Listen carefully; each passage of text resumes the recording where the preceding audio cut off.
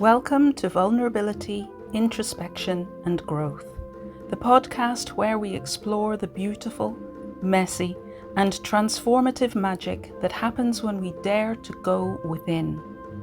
I'm your host, Robin Harris, and in each episode we'll dive into real, honest stories from people who've faced their fears, embraced their vulnerabilities and discovered unexpected growth in their personal lives, careers, or businesses. This is a space for deep listening, open hearts, and soul-nourishing conversations. Because when we meet ourselves in our rawest moments, that's often where our greatest wisdom starts. Let's begin. Hello and welcome back to another episode of Vulnerability, Introspection and Growth. And today I am so excited because I have Louise Budgen with me today. Louise has written the most amazing book and I will be talking about it and maybe even sharing some quotes from it as we go along. But the book is called The Quiet Roar and I highly recommend it. Welcome, Louise. It's fantastic to have you here. Thank you for having me, Robin. I am thrilled to be here and I'm thrilled that you are enjoying The Quiet Roar. I'm so excited to see where this conversation is going to take us, having read your book.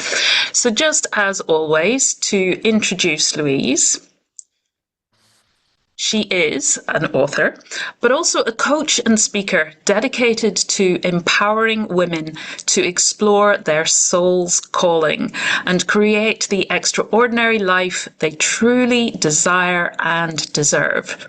Her debut book, The Quiet Roar, was born from her own lived experience of waking up one day and realizing that keeping it together for everyone else had come at an enormous cost. Through her trademarked TrueSoul framework, she now helps women cut through the noise and return to what they already know.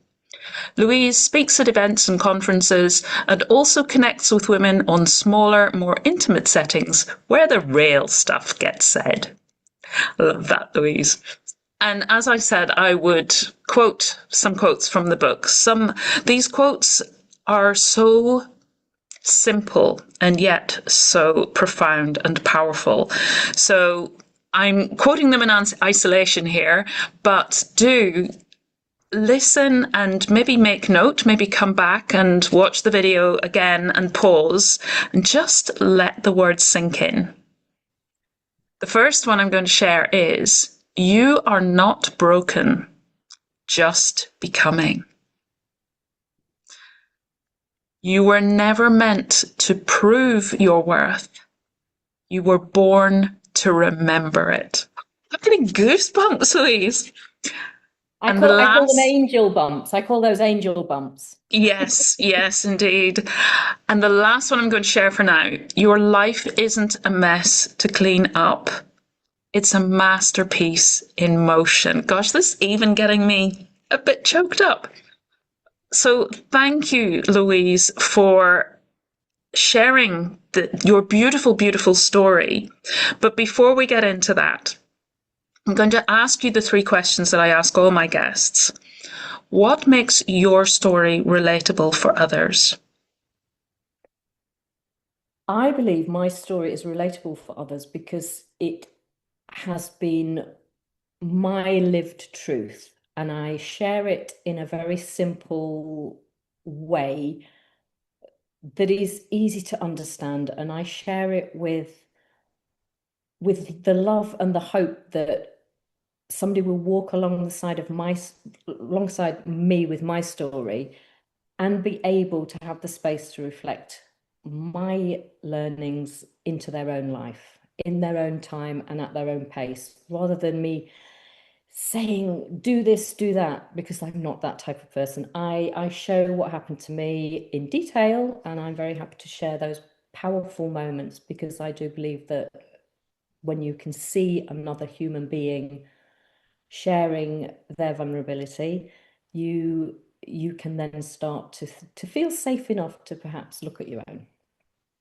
And that's something that I really love about your book. It's not a it's not I don't feel lectured at when I read your book. I really do feel that it's like sitting beside somebody in a coffee shop and just having a conversation and getting enthralled by their story and wanting to know more and just being caught up in that world and that insight and potential. Mm. It's a page turner, I'm told. It is a page turner indeed. Moving on to our next quick question. Who do you feel will gain the most from listening in? Who do I feel will gain the most from listening in? I think no matter your age, no matter your sex, because there are men reading this book as well, in listening in, you will identify with the words that I use to describe. So stop pretending. There's an element of pretending that we're all fine in our everyday. So that may well hit home to the listeners harder than they, not in a hard way, but like, oh, right, okay, that is a message I do need to listen to because I'm continually doing that.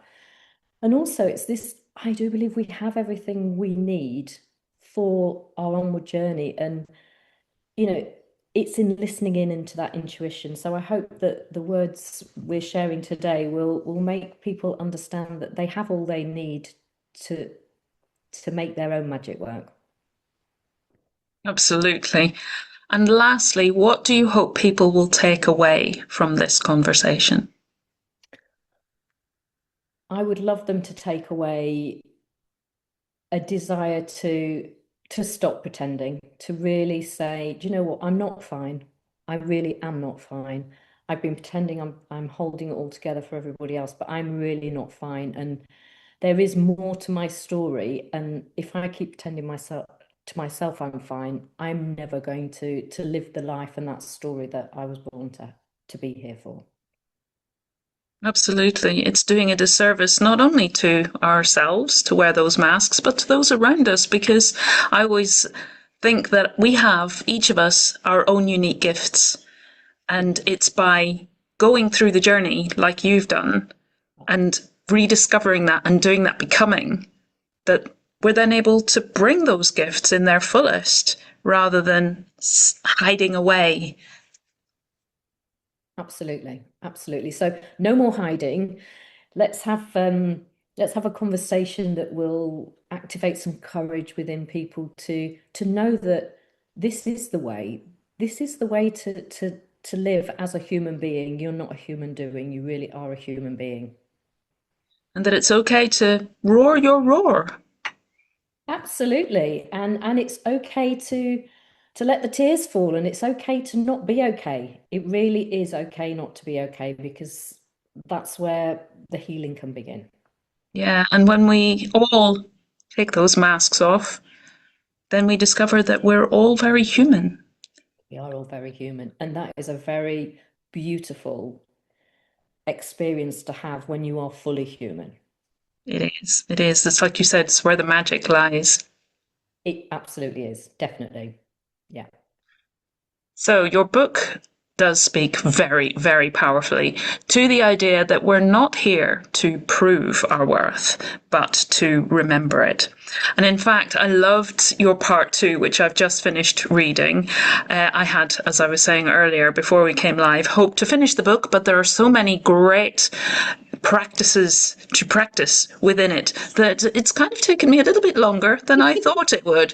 And I've just finished part two that you've called Remember, which I love. And so many women, I think, spend many, many years, potentially, holding everything together for everybody else. So what was the moment in your life that you realized holding it together was no longer working? And what do you think it cost you to push that down and ignore it for so long? I think I realized long before life showed me that I wasn't holding it together. I was, but I wasn't, if that makes sense.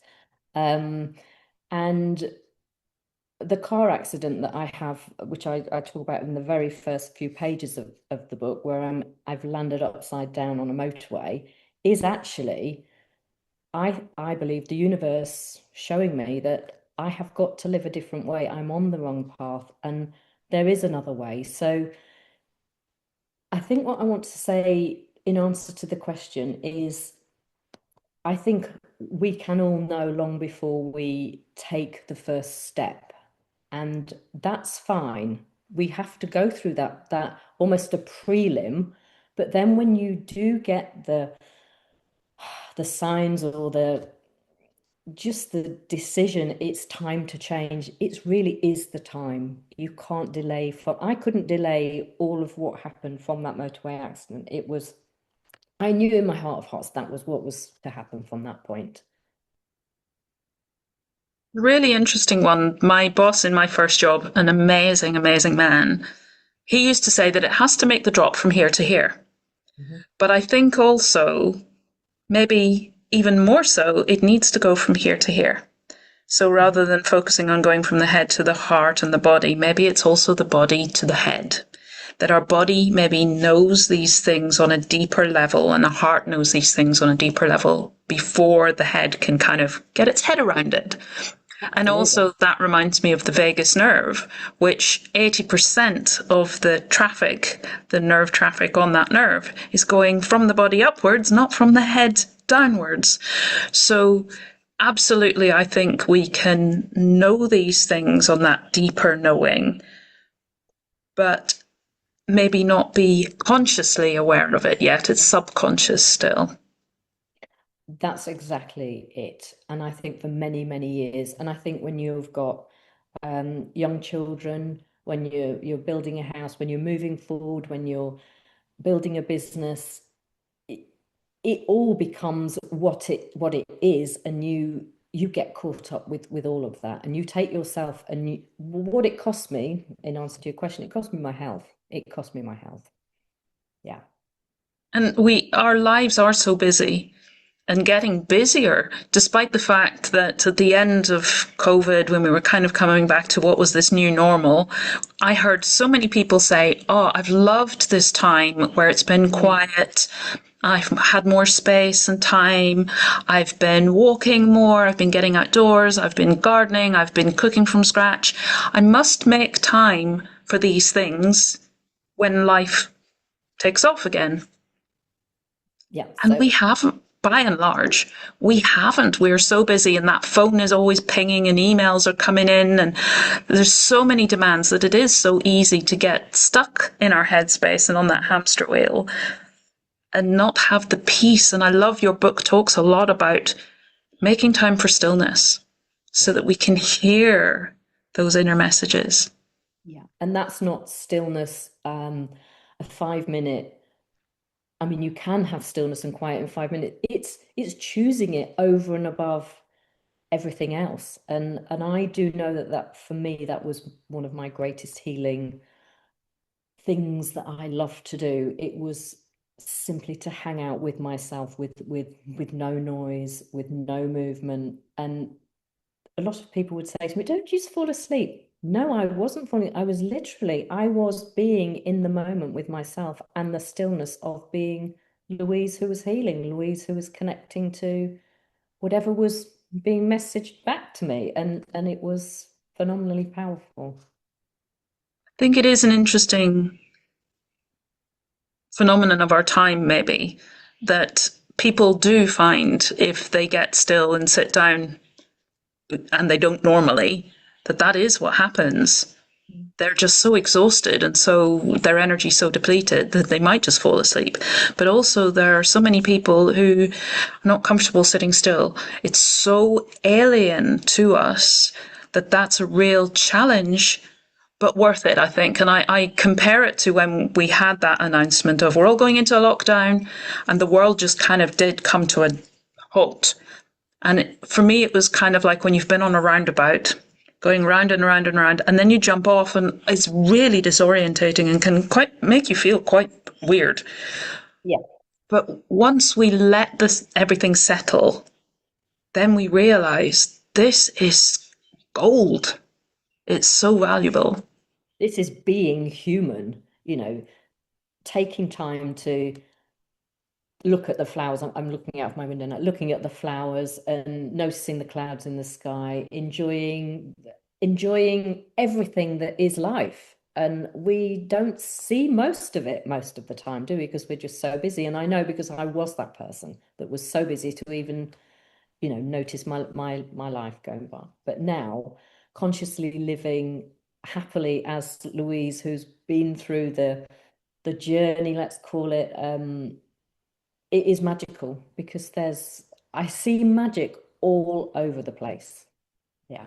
Magic is everywhere, if only you know where to look and how to see it. Absolutely. The quiet roar suggests that our lives aren't something to fix, but something becoming. And at the beginning of part 3, you have the most beautiful quote. Becoming isn't a finish line.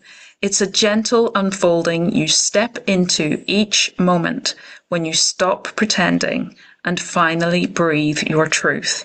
And I love that, because I talk about balancing. It's not balance. I have achieved balance, or I have become, but it is a practice. It's an ongoing magic. So I love that you talk about it as not something that's one and done and that's it. You've arrived and everything is well and everything is good, because I think that's kind of setting ourselves up for disappointment and that feeling of, well, I must have failed. I hear so many people say, I've done the work, but this has come up and that's come up. I obviously didn't do it right. You did. There's just more and new layers to discover. And it's going to keep coming, Robin. It's, when I talk in the book about the 5 T's, the truth, trust, time, tests and transitions, tests are going to keep coming. And rejoice when you do get a test, because it means that you're moving on. We're all energy. We're all moving all the time. But tests, some people don't expect to get tested. We're work in progress till the day we die, if we choose to see life through that lens, which I know I'm committed to enjoying all that gives back to me. Because when you can suddenly see something about to happen and you can see the beauty of the challenge of that, well, you have nothing to worry about, and you are more confident, you're more able to make the right decisions for yourself, and just smile, because you can see the tests and you can see the transitions. You can see, well, I wouldn't have done that last week, but I'm able to do it now because that test showed me. And that can be in a relationship, it can be in your own mind. You can be tested. Absolutely. And I often say to people who come with that kind of, oh, but I've been here, I've done the work, why? And I say, but this is something to celebrate, because we are layered, and you did work on some stuff and you probably cleared some layers, but your being is now saying, right, we have more tools now. We can go deeper. We can learn more. We're ready. Absolutely. And that is to be celebrated. It is. It is. And to get excited about. Definitely. And to enjoy. I love that you use that word, because it's something that I use, but rather than enjoy, I often say enjoy, bring joy into. Know that joy is something that I get to choose. I get to see, like you're saying, there's a test, and we might hear, because certainly in my world, there've been a lot of tests. Going to school, you've got all the tests and the exams, and you have your driving test, and you might have medical tests, and there's always the sense or the underlying thing of, am I going to pass this test? And if I don't pass, have I failed? So tests can, I know, have a lot of, there can be a lot of emotion, not necessarily emotion that feels particularly good in that one small 4-letter word. So just to be able to see it as you have used it, that it's something to get excited about, and this is an opportunity. This is something that I get to experience in order to transition, in order to grow, which is something I can then celebrate. It's not a pass or fail, it's a learn. A learn, definitely. It is definitely a learn. It's a stretch. Let's expand your knowledge or expand your enjoyment. It's yes, yeah. Which isn't always comfortable, It is not always comfortable. We know that. but I think as well, like when you do stretches for your body, because you're going to do exercise or you've just done exercise and you're stretching it out, or you have a massage and there's a knot and the massage person might be working away at that knot and it hurts, but it feels good at the same time because you think, oh, that knot is working out, that stretch is getting my flexibility back. Absolutely. And we know, don't we, that if we don't have the massage, if we don't stretch, those bits just get tighter and tighter. So again, that's a fabulous way of looking at it. Yeah, definitely. It's not comfortable in the moment. And I now say I appreciate it's not going to be comfortable because I know now that it isn't comfortable, but it's part of it. And when we can accept that, we can start to move faster with more flow through most of our life, I believe, because we can just see it for the truth of what it is. It is something that is here to help us to grow and evolve as souls that we were born to be. Yeah. And something hit me a few years ago when I was thinking about life and how life can be like a blooming roller coaster, and it's up and it's down and it's difficult and it can be really uncomfortable. And then I thought, oh gosh, there are people. Did you know there are people out there who actually choose to do that? They choose to ride a roller coaster, like the death experience type ones. And there are people who choose to go climb mountains and hang off of, you know, they don't just climb up, they climb under, and it just No, not for me. freaks me out just to look at them. But they do that, and I'm not for a moment imagining that they find it comfortable, but they find it challenging, they find it exhilarating, they learn about themselves and pushing their limits and what they can do. And when I looked at roller coasters like that and the life experience like that, I thought, I can choose to see my life like that and the challenges like that and think, okay, this maybe isn't comfortable, but being comfortable is not where I learn. It's not where I grow. Being comfortable is not why people choose to climb mountains And or don't ride they roller say, coasters. yeah, don't they say that you do need to jump out of your comfort zone to actually start to develop and to grow and expand, because you're not going to do that in your comfort zone. I quite often think of stretching my comfort zone because I often work with people who have experienced trauma of some kind, and jumping outside can maybe feel a little bit too scary. Yeah. That's not to say that we don't get to the point where we might feel ready at some point to do that. But I think each person taking it at their own pace, and also doing it within what feels reasonably safe. Even those people who stretch themselves, they climb with ropes, by and large, not all, but they climb with ropes, or they jump with a hang glider or a parachute or whatever. I think there's a place for that safety always also.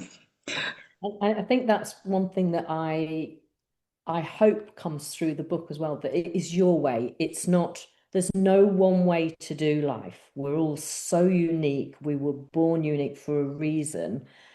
And it's doing things your way in your, like say, stretching your comfort zone and feeling comfortable with how you are moving with your life. Because we are unique. Absolutely. So what's right for one person will not be right for another. No. It does. It very much does come across in the book. that it's very much whatever is right for you as an individual. Yeah. Yeah, good. And when you were moving through your own wake up call, including the car accident, and you later had health experiences as well, what helped you start to trust that actually underneath of those, there was something deeper?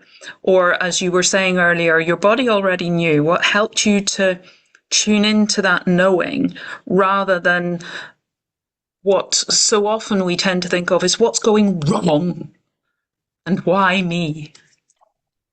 Do you know, I never ever said why me, and quite a few of my friends said, "Oh, why you? You've already had a lot to deal with." When I was second time diagnosed with cancer, they said, "Oh, why you? You've already had to deal with a lot." And I said, "Well, why not me? I am just the same as everybody else. Why not me?" So, Robin, it's really hard to explain, or is it hard to explain? It's a feeling, and it's a feeling I've always had since I was very, very young, that call it a guardian angel, call it a choir of angels, that I've always been held by something that I couldn't quite make sense of when I was younger. But the older I got and the quieter I got, and the more willing I allowed myself to be in terms of believing, it enabled me to feel supported when the shit hit the fan. Can I just say that? I do say that in my book, don't I? So in answer to your question, which you might need to repeat the question again because I've forgotten what you said, but I think it was that sense of I was never alone. I was never alone. And I've had that from a very young age. And it's a feeling of when I came out of the noise, when I came out of the busyness and saw that that is what I needed for me to be able to hear myself. I needed to hear myself, and I couldn't when I was so busy and I was doing for everybody else. But life had to give me some pretty horrendous challenges to get me to sit still long enough to and then it sort of unfolded from there. I realized the more I plugged into myself and the bigger picture of life, shall we say, the universal messages, however anybody wants to interpret that, will be to where their belief system is, the easier it became for me, the easier it became. I think it's a difficult one, isn't it, to put into words because it's so experiential Yeah. and it is so unique. And putting it into words, it's difficult to know what words to use that are going to put across what you're trying to say to somebody else whose experience is different. But I understand what you mean. Yeah.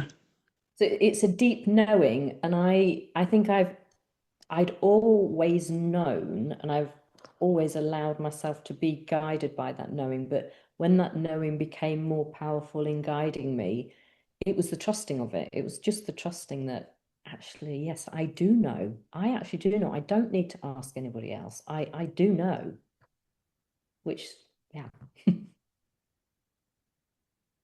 So you talk about the body speaking a language that only we, listening to our own body, can understand and are meant to understand. You say, listening to your body, it speaks a language only you were meant to understand. Your healing is sacred. Honor what feels right. Only you know what feels true for you. And for someone maybe who's listening in to this conversation today, who's in a place maybe of fear and confusion right now, where it feels like their body is sending signals, but their mind might be overriding them, not listening to them, not able to hear them, not trusting them. How might they begin to rebuild that relationship of trust with themselves once more in a way that feels safe, honest, and actually usable in day-to-day life?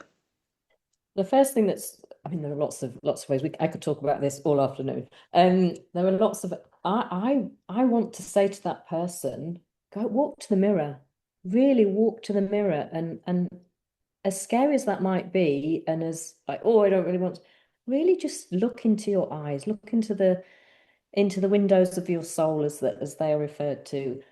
That would be one thing, and just say, this is going to be okay. You are absolutely amazing. You're fabulous. Give yourself positive words said from yourself to yourself, and witness yourself doing that. I would say do that. Also, I say get out in nature, go for a walk, go and find some flowers, go and find some trees, look at the sky.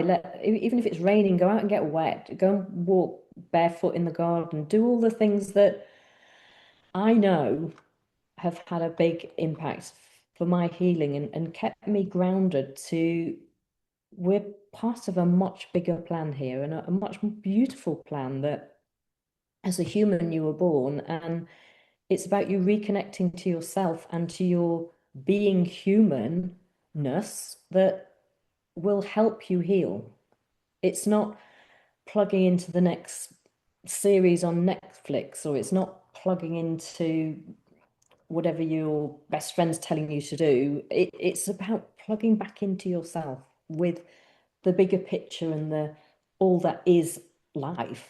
I want to say, and that's quite a big ask, and then that's probably a bit waffly, but I think it's that connection to self. It's how can you, in that moment of feeling just like nothing's working, how can you feel the love and the safety? You have all that within. You could give yourself a big hug and just say, do you know what? We've got this. We've got this, me and you. Because it's in here, and it's, yeah. And I think in the book you say that nobody else has lived your life, and this is something that I talk about a lot. Nobody else has lived your life. Nobody else has walked in your shoes. Nobody else knows what you've been through and what those experiences were like for you. So how can they advise you on what to do for you? They can share lots of great information, maybe some tips, maybe some techniques. They may give you some advice that you find helpful, but they will not be able to tell you what you should do. Mm. So I always think, sure, listen to stuff outside, but the answers are going to come from in here. And that may be because of something you see or you hear that resonates and brings up insight for you. But really, the answers, I'm very much on the same line, that the answers are in here. And whatever you choose to do, it has to resonate within here in order for it to give you what you're looking for. And only you know that feeling of resonance, because when you feel it, you can't unfeel it, and you know that it's the truth. And when it's the truth, nothing else anybody will say will take you away from, well, that feels right for me. And I think as humans, we've lost that ability to trust ourselves, and know that that feeling is there for a reason. It's there to guide us. It's there to say, yes, that is the right thing to do for you. So don't have that feeling and then go and ask somebody else's opinion, because it's not necessary. And I think that society and culture that we live in has conditioned us not to trust. So if you have that feeling and you're not sure, or you find it difficult to trust it, then maybe that's a place to start. Because it really is your own wisdom. Just because somebody else has told you not to trust it doesn't mean to say that it's any less wise or any less valid. Absolutely. And when you can trust yourself and your intuitive nudges, or however you want to say, you are guided, life is really lovely, right? Life is a lot easier, because you're not wasting your time second guessing. You're not wasting your time doubting yourself or asking for outside opinions. You just know that that's the right thing to do, and therefore you do it. And in the it's full that thing. confidence. Yeah, with full confidence that that is the right thing for you in that moment. And that doesn't mean to say everything works out how you expected it, but let's face it, we could have a conversation around expectations, couldn't we? It's in the moment. It's in the moment of owning that that feels right for me to do that, so therefore I am going to do that for me. Yeah. Circling back then to something we were talking about earlier of just being able to trust yourself and not fear because it's all within. Like the bird who doesn't fear the branch breaking because he's got his own wings. Where, if something were to happen that it doesn't work out as we expect, that's okay because I just navigate that. If I need to, I make another choice, but it's a choice from that place where I have had more information and I'm at a different point. So it's not a failure. It's not that I made a wrong choice to start with. It's just that it took me there. And from there, something unexpected happened and, plot twist, I do this to take me the next step. Absolutely. And as a human being, it doesn't get any more complicated than that, Robin. That's how we should live life. But we seem to have been programmed to think that that's not how it should be, and it should be linear, and we should be able to get from A to B without any problems, without any hardship, without any learnings, no, that's not life. That is not life. And it isn't life. Life is about making decisions and then seeing where that takes us, and like you say, navigating whatever appears on the landscape from that point. Absolutely. Louise, I think we're out of time, but it's been absolutely amazing talking with you. For all of those people who are watching and listening in, who are going, I want the book, I want to connect with Louise, where can they find it and how can they connect with you? The book is available on Amazon across the globe. The book is available also directly from myself. If they wanted to have a signed copy, that's absolutely fine. That I'm very contactable, shall we say. So louise@tdacoaching.co.uk is my private email if anybody would like to contact me that way. But I am on Facebook, Instagram, TikTok, and LinkedIn. And I think in the show notes, you're going to have those links, aren't you? I am indeed. So if you want to contact Louise, then all of her details will be below this video. So thank you, Louise, again for joining me today. I have so enjoyed our conversation. So have I. Thank you so much for having me on as a guest, Robin. Thank you. And if you have enjoyed this conversation, don't forget to hit that subscribe and maybe see you for the next show. Bye for now. Thank you for joining us for this episode of Vulnerability, Introspection and Growth. I hope it's given you a moment to breathe, reflect, and perhaps even see your own story with a little more compassion.